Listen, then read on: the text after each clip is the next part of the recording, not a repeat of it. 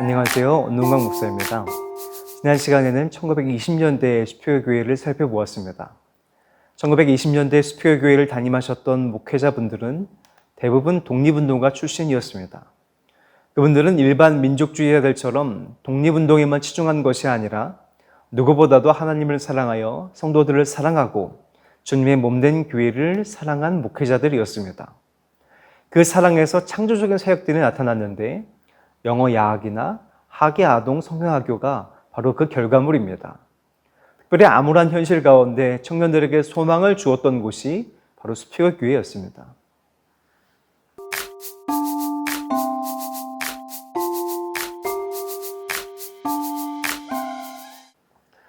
1930년대 들어서 한국의 감리교회는 큰 전기를 마련하고 있었습니다. 남감리교회와 북감리교회가 각자 한국에서 선교를 하다가 선교지인 한국에서 합쳐졌기 때문입니다. 피선교지인 미국과 달리 한국 내에서 남감리교회와 북감리교회가 하나로 합쳐지는 것은 좀 더 쉬웠습니다.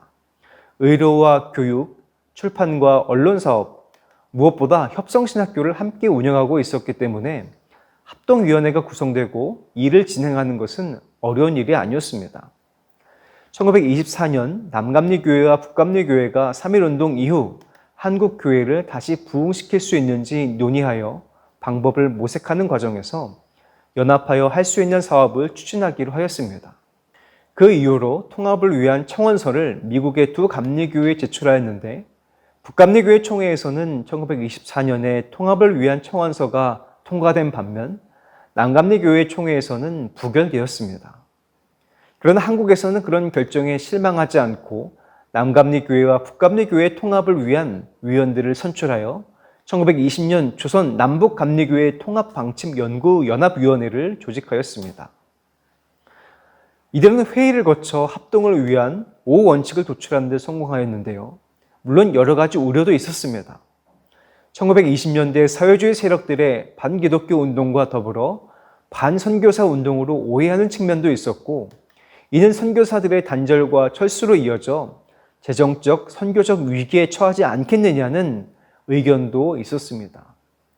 이때 한국교회는 자립할 수 있다는 자신감을 표출한 이가 바로 수표교회 담임 목사였던 신공숙 목사님이었습니다. 1929년 9월에 부임한 신공숙 목사님은 독특한 이력을 지닌 목사님이십니다. 1907년 세례를 받고 1910년부터 남감리교회 매서인으로 활동하였습니다. 그는 특히 민족적 주체의식에 강하였는데 선교사들이 주도하고 관리하는 교회에 불만을 품고 개성의 배의 학교라는 학교와 교회를 독자적으로 설립하여 운영하기도 하였습니다. 그 후 다시 남감리교회로 돌아와 협성신학교를 졸업하고 서울 수구문교회, 지금의 광희문교회와 개성 송도고등보통학교 교목과 개성 북지방 장로사를 역임하였습니다.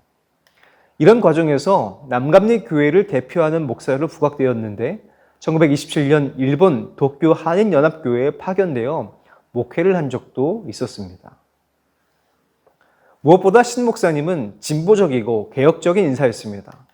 조선민족의 조선기독교라는 기체 아래 끊임없이 한국교회의 주체적 자립을 강조하였는데요. 그래서 신 목사님은 자치운동의 성격도 가지고 있는 남북감리교회의 합동운동에 적극적으로 참여하였습니다. 어떤 측면에서 한국교회가 자립할 수 있는 자신감을 가졌던 것일까요? 놀랍게도 그것은 교세의 증가나 교회 재산의 증가에서 원인을 찾은 것이 아니라 한국교회가 겪은 고난에서 찾았습니다. 그 길은 좀 긴데 한번 읽어보도록 하겠습니다. 조선에 처음 믿은 이들의 흘린 피가 조선교회를 두르고 있습니다. 우리가 아는 역사로 보아 증명한 것이 있습니다. 우리나라 쇄국시대 천주교인을 핍박하여 학살한 것은 누구나 다 아는 바이지요. 그때 흐른 피의 정신은 오늘 기독교를 세움의 기초가 되었나이다. 근대에 이르러 연전 무서운 시험과 핍박과 환난을 당한 것도 다 아는 바이지요. 그때 모든 사람의 생각은 조선 예수교는 말살되고 만화보다 하야 노인은 비판하고 마귀는 노래하며 춤추고 있었습니다.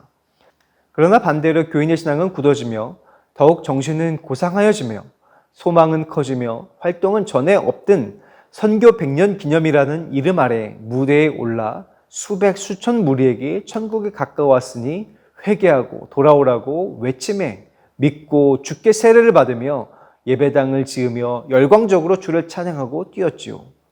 예수 말씀하시기를 핍박이 있는 곳에 은혜가 풍성하다 하시었지요. 우리 예수교는 어려움이 있는 반면에는 복이 있습니다. 외적으로 보이는 결과가 한국교회의 자립의 근거라기보다 순교와 박해 그리고 고난을 통과한 것이 지금 한국교회를 세움의 기초가 되었다라고 하는 것입니다. 이것은 참으로 옳습니다. 교회와 성도는 고난을 통하여 세워지고 순교를 지며 성장하기 때문입니다. 신고승 목사님의 주장과 여론의 탄력을 받아 남북 감리교회 합동운동은 순조롭게 진행되었습니다. 1930년 5월 남감리교회 총회 역시 한국감리교회의 합동을 승인하였고 1930년 11월 18일에 합동정권위원회가 구성이 되었으며 1930년 12월 2일 합성신학교 강당에서 기독교 조선감리회 창립총회를 개최하여 하나된 감리교회가 되었습니다. 기독교 조선감리회로 하나가 되면서 미국 감리교회도 하지 못한 선구적인 제도 두 가지를 시행하였습니다. 하나는 여성 목사 안수였고 두 번째는 모든 의회를 구성할 때 목회자와 평신도를 동수로 하는 것이었습니다. 아직도 여성 목사 안수에 대해서 인색한 교단이 있는 것으로 보면 한국의 감리교회가 얼마나 앞서 나갔는지를 알 수 있는 대목입니다. 최초 여성 목사 안수는 쿠퍼 선교사 등 여러 여자 선교사들이 받았고 한국인 최초의 여성 목사 안수는 1955년 3월에 가서야 탄생하게 됩니다. 양광교회의 담임 목사를 역임하셨던 전밀라 목사님이시죠. 그리고 목회자와 평신도를 동수로 구성하는 전통은 지금까지 이어져 연회와 총회는 목회자와 평신도가 동수로 구성이 되고 있습니다.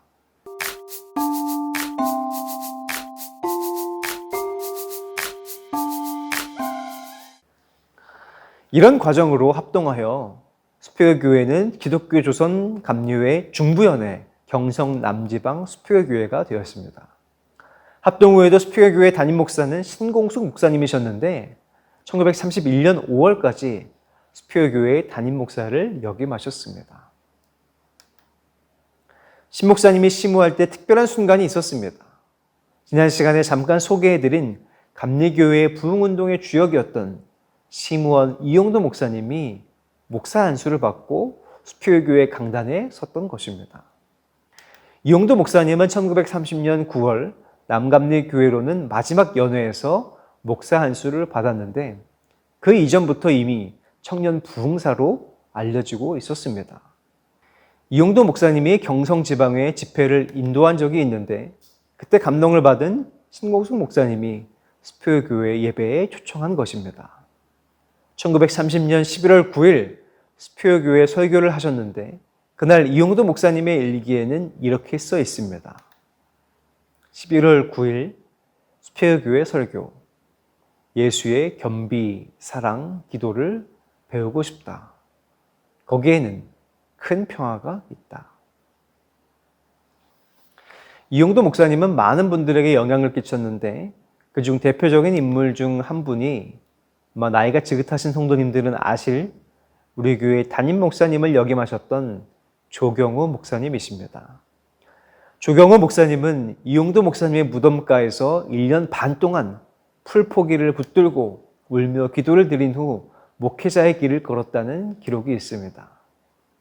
조경우 목사님께 큰 영향을 준 이용도 목사님은 수표교회에 한 번 강단에 섰지만 오직 예수를 닮아 겸비와 사랑과 기도를 실천하라고 했던 모습은 그대로 남아 이어지지 않았을까요? 신공숙 목사님에 이어서 수표교회 담임 목사로 부임한 이는 오화영 목사님이십니다. 1922년과 27년에 이어서 세 번째 부임하였는데 오화영 목사님의 목회는 1년 정도였습니다. 혹시 강의를 들으시면서 궁금하실 것 같습니다. 왜 이렇게 우리 수표교회는 담임 목사가 자주 바뀔까? 당시만 해도 감리교회는 연회 때 감독이 파송하는 파송제로 감리교회 교역자들은 감독이 파송하는 곳에서 목회를 하였습니다. 지금은 대부분 교회가 청빙제로 바뀌었죠. 그러나 명목상으로는 파송제이고, 그래서 지금도 지방회나 연회 때 파송기 낭독 시간이 남아 있습니다. 오하영 목사님의 뒤를 이어 북감리교회 목사인 김종우 목사님이 부임하였습니다. 김종우 목사님은 합동한 감리교회 경성지방 초대 감리사로서 신령한 부흥사였습니다. 한국 감리교회 대표적인 교회인 정동교회나 동대문교회, 상동교회를 맡아 크게 부흥시켰고, 합동감리교회의 초대 총리사, 지금으로 따지면 감독회장 선거에 양주삼 목사와 경합을 벌였던 분입니다.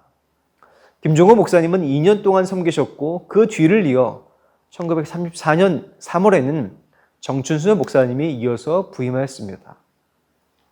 그해부터 1년씩 정춘수 목사님, 오하영 목사님, 그리고 다시 정춘수 목사님이 목회를 하였는데, 수표교회는 다른 교회에 비해서 유독 담임 목사님이 많이 바뀐 교회였습니다.